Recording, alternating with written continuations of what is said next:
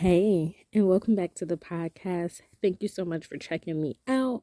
Before we get into the Power Book 2 Ghost Season 2 finale, let's go through our little pleasantries. Hey, how you doing? How's your family? How's school? How's work? Okay, yeah. So let's get into what I really called about. um, because this finale was so good. Like, there were times where I thought some things were a little predictable, and I'm gonna point them out, but overall, it had me a little nervous. So, when it comes down to it, season 2 and of Ghost, it was good. I feel like we're still seeing development of Tariq as a character, and I'm really enjoying seeing his progress. But a running thing that I'm seeing is he has his blinders on when it comes to women in his life. And it's causing a major problem for me because there's no way in hell Effie should be where she is in his life.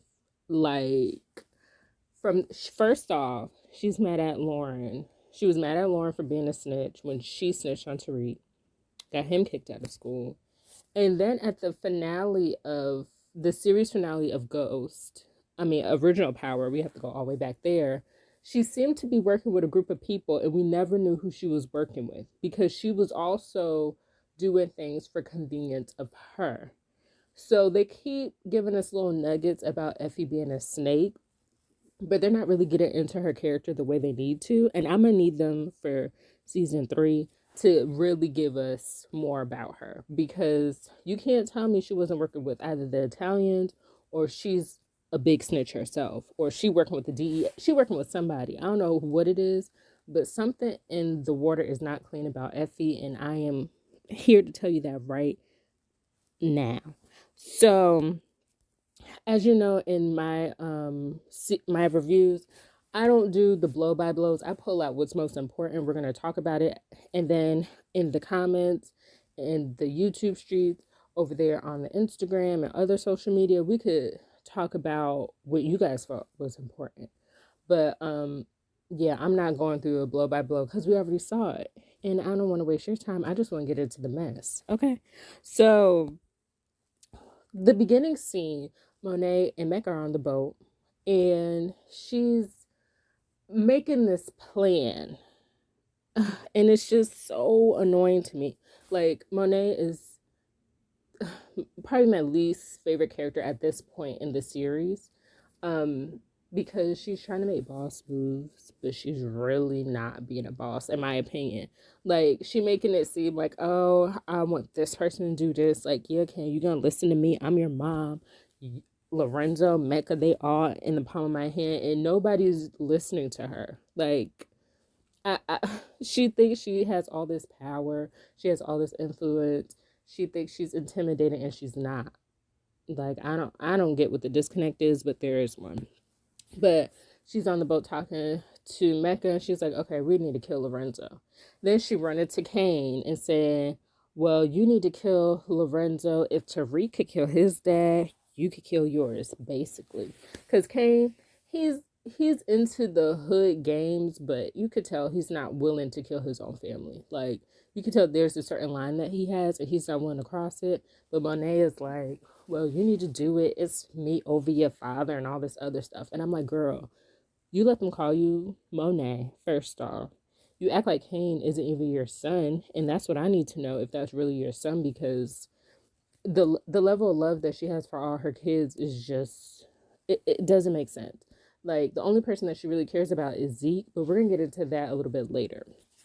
So she's talking all this mess. And then Kane is like, okay, well, if Tariq could kill his dad, I could do it. And then she's like, but we need to bring in Tariq because he can help you in different ways. So there she go. Instead of worry about what she needs to do, she dragging in Tariq. Okay. So Tariq, and then she goes to Tariq, and she's just running her mouth more and more. Like, yeah, you need to help us and blah, blah, blah, blah, blah.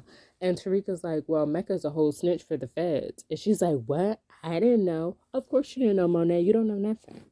There's not one thing that somebody came to her and told her that she already knew. Tariq is the person who's running and telling her everything. And she acted like she big boss. Like, girl, please. So, um, so she's basically running game on everybody, telling them, oh, we're going to have this major plan. So basically the plan is that Kane is going to try to kill Lorenzo, but he's really not going to kill Lorenzo. But they are going to really kill Mecca.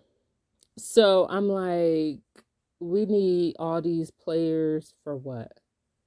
Like, it's just, it's like, she's that person, like that friend that you have who's just like, okay, like, I don't want to really cause any problems, but, and then she go tell everybody, she put nuggets in little people's heads. And then when everybody come together to have a conversation about something, all of a sudden it's, oh, well, I just wanted y'all all to get along and know what was going on. Like, no, like you're causing more mess. And that's exactly what she did. So in the midst of this whole plan going on, of course, Shariq is still on trial. And Braden, um, his brother is sick all of a sudden. So Brandon goes on the stand. And Braden's like, well, I was the drug dealer and here's the paperwork to prove it. So basically, Tariq's trial gets dismissed. That was something that they kept dragging on throughout the season. Like, we all knew Tariq wasn't going to go to prison. There would be no show if he went to prison. Like, they don't even have another character that we care enough about to put in his place as the main character, you know, if he were to go to prison. So that storyline was kind of like BS to me. But yeah, so he's out. But then the other lingering thing is Lauren's missing. So every few scenes we see, oh, where's Lauren? Where's Lauren? And then finally the attorney, she goes to Saks and she's like, well, Lauren, she's dead. She got in a car accident. She was found with a bunch of cash. Either the attorney's acting is trash or she's really lying, because we didn't see no body. We didn't see like her parents' reaction to Lauren's death. Like, we didn't see anything. And I'm not truly believing that Lauren's dead. Like, I need to see a body. Like, with this type of show, I need to see a body. I need to see at least the parents reacting weird to the death, something. But we're not getting none of that. And it's giving, they just wrote her off, or she's on that Tyler Perry show. Like, something's going on and it's not making sense. But they want us to believe that Lauren is dead. And then Saks, all of a sudden, he's trying to be redeemable. And he's like, wow, she's dead. So he goes running tell Tariq that Lauren's dead. And Tariq is like, oh my gosh, I didn't know. And then Saks, he's just like, well, I just wanted to make sure you weren't apart. So there's a whole bunch of moving pieces. So while Tariq is like, okay, well, Lauren's dead, but we still have this plan to kill Mecca. So they're running around trying to get Mecca to make sure that Mecca is where he's supposed to be, make sure the bag is where it's supposed to be, and making sure everybody's in their respective locations. So we're going to move on to Diana. Because I think Diana has the makings of being a boss, and I'll tell you why. So the dad is kind of like, okay, Diane, her role is she has the real bag with Mecca's tea, which is basically he's a Fed informant. So the dad, Lorenzo, he asked her, so what was in the bag? And she said, so you think I'm a snitch too? And he was like, no, you're smart. You're like to be one step ahead. Now, when he said that, I was like, he's such a dad. He's low-key lying to his daughter. But try to build up her confidence so she could believe that, because she really hasn't been one step ahead. To me, she was always playing catch up. But she has the makings of being a good boss, because she actually looked in the bag and she got the tea. But when she looked in the bag, she said, well, I didn't finish looking through it. And I'm like, hold up, girl. Like, you can't relay a message and you don't have pictures, you don't have receipts, you didn't really look through everything. So because of her bad information, she's just like, yeah, there's just accounts for the kids in Monet. There's nothing there for you, Poppy. And he's like, oh, really? So he's trying to kill Mecca on his own. So, like I said, the plan is they're going to kill Mecca, but the whole point is for Cain, Cain to not Cain. The whole point is for Monet to kill Mecca. Lorenzo is only supposed to be occupied. Like, he's not supposed to be involved at all.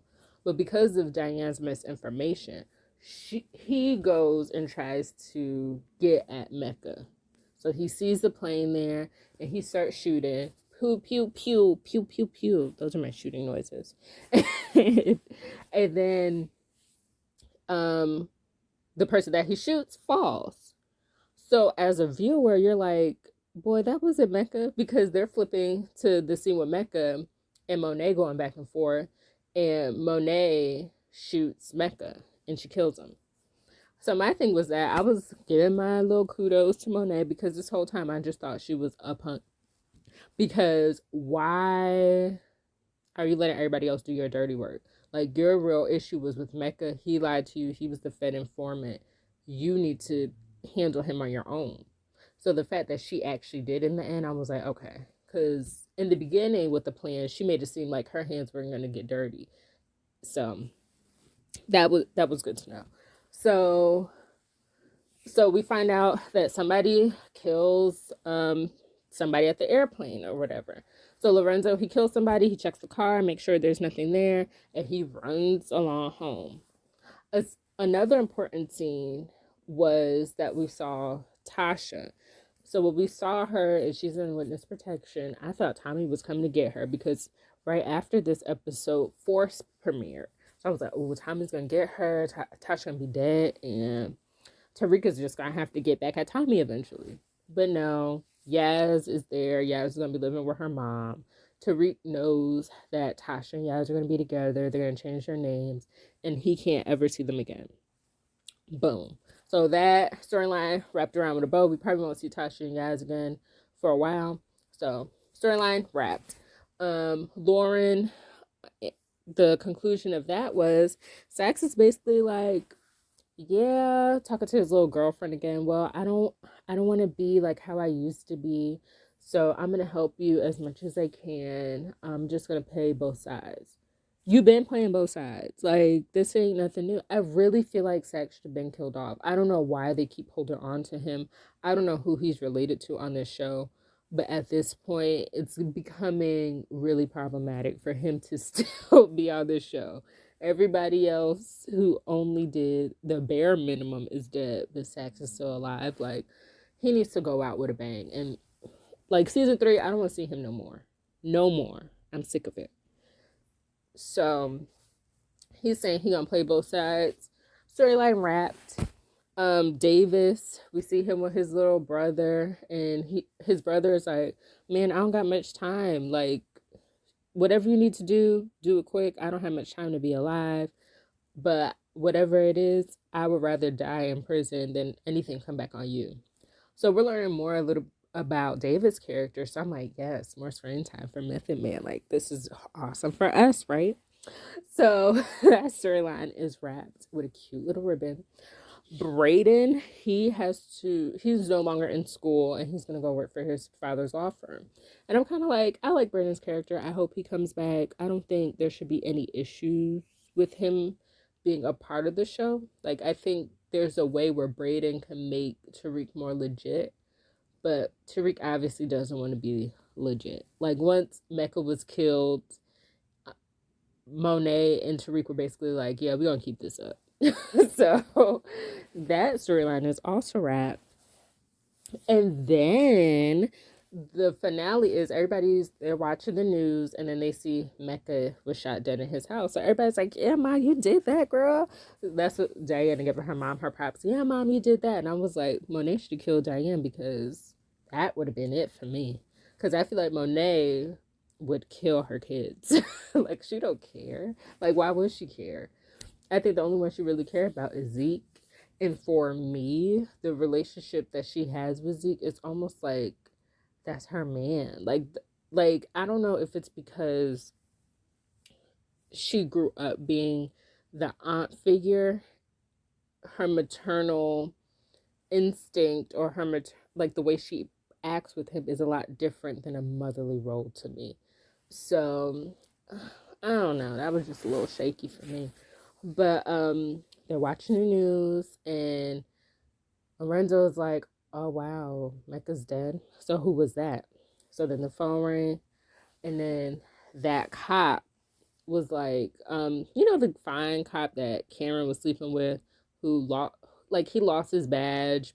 Well, he was supposed to be transferred, excuse me, but he came back for whatever reason, and he was just like, "I'm sorry to inform you, but Zeke is dead." And then Monet, she just took a deep breath and she dropped the phone. So that was the season 2 finale. That was good. That was really good. I feel like I think what could be cute is if we do like a little predictions for season 3, like as much as we can, because I thought this was really good. If I had a season 3 prediction, I really think that Monet and Diana are still gonna be beefing. I think the first person to die in this season will be Lorenzo. I don't think he's getting past episode like 5 because he killed Zeke, and I don't think he's going to be able to hold on to it. And I also think Diana might find out and run her mouth because that's what she likes to do. I think I think Effie's gonna stay around for a while, even though she's a snake. I feel like Tariq has this thing where he doesn't realize women are lying to him. But I guess it's because his mama lied to him for a very long time and he got used to that. And his daddy lied to him. So he got used to that too. So Effie may stay around until the end of season 3, but she is definitely going to get got. I don't know if Tariq will have the balls to kill her. Because so far, based on what I remember, Tariq never killed a woman directly. Like he always made it like he always put nuggets at other people's head for them to do his dirty work, but he's never killed a woman directly, and I don't know if he would. Effie. I think this was a really good season.